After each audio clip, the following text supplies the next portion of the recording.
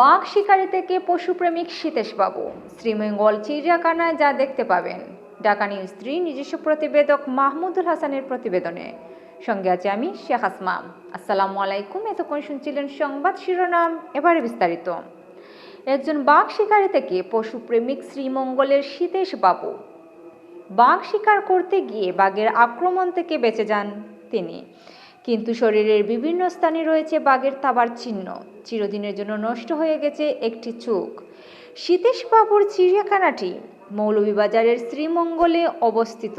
এখানে রয়েছে বন্য প্রাণীদের সমারোহ। কি নেই এই মিনি চিড়িয়াখানায়? বাঘ, ভাল্লুক সহ দেশের বিলুপ্ত প্রাণীসমূহ। যেদিকে তাকালে শুধু প্রাণী আর প্রাণী। রয়েছে বিভিন্ন জাতের পাখি, বনহাঁস। গ্রামীণ নির্মল পরিবেশে খাঁচাবন্দি বন্য প্রাণীরা কেউ চিৎকার করছে, কেউ খুনসুটিতে মেতেছে। মেছো বাঘ বা মেছো বিড়াল, ভাল্লুক, উল্লুক, ইমু পাখি, মায়া হরিণ, চিত্রা হরিণ, বিশালাকার অজগর, বানর, চশমা, হনুমান সহ নানা প্রজাতির প্রাণীরা বিচরণ করছে নিজেদের মতো করে। পুকুরে দেশি ও পরিযায়ী পাখিরা জল খেলিতে ব্যস্ত। প্রথম দেখায় মনে হতে পারে এটি একটি চিড়িয়াখানা, কিন্তু এটি চিড়িয়াখানা নয়, সম্পূর্ণ ব্যক্তি উদ্যোগে প্রতিষ্ঠিত বন্য প্রাণীদের আশ্রয়কেন্দ্র। মৌলভীবাজারের চায়ের রাজধানী ও পর্যটন নগরী খ্যাত শ্রীমঙ্গল উপজেলার সদর ইউনিয়নের রূপসপুর গ্রামে এই আশ্রয়কেন্দ্রটির অবস্থান। স্থানীয়ভাবে এটি সীতেশবাবুর চিড়িয়াখানা নামে পরিচিত হলেও প্রকৃত নাম বাংলাদেশ বন্যপ্রাণী সেবা ফাউন্ডেশন। প্রতিদিন দেশের বিভিন্ন প্রান্ত থেকে শিশু, কিশোর, নারী, পুরুষ প্রাণীদের সেবা আর তাদের সঙ্গে পরিচিত হতে ভিড় করে এ প্রাণীরাজ্য। বর্তমানে বাংলাদেশ বন্যপ্রাণী সেবা ফাউন্ডেশনে রয়েছে অর্ধশতাধিক বিপন্ন ও বিরল প্রজাতির প্রাণী।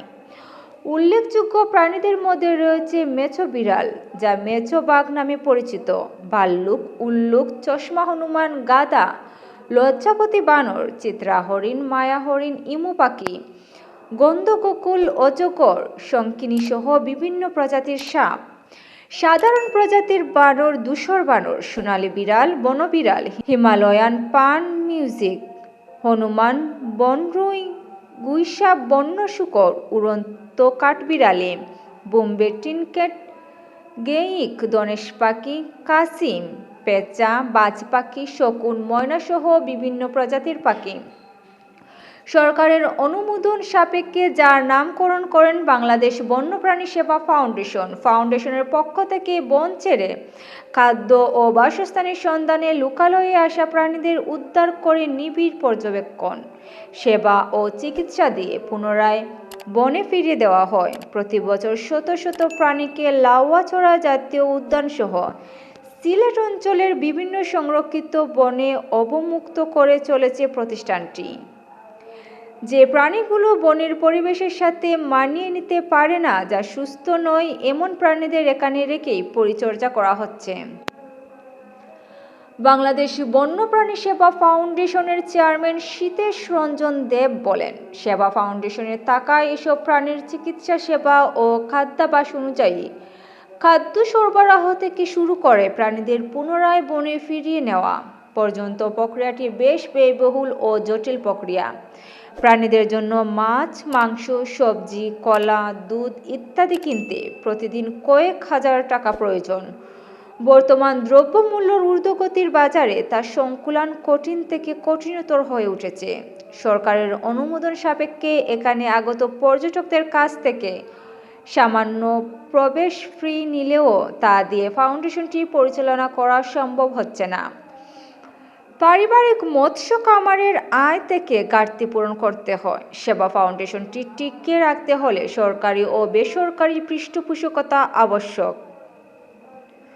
বন্য প্রাণীদের টিকিয়ে রাখতে এবং চিকিৎসা সেবা দিতে সকলের ঐকান্তিক সহযোগিতা কামনা করছেন সীতেশ রঞ্জন দেব।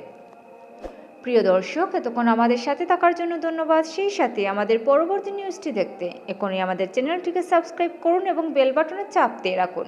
এছাড়াও আমাদের সাথে ইমেইলে যোগাযোগ করতে পারেন। আমাদের সাথে ইমেইলে যোগাযোগের ঠিকানা dhakanews3@gmail.com। আল্লাহ হাফেজ।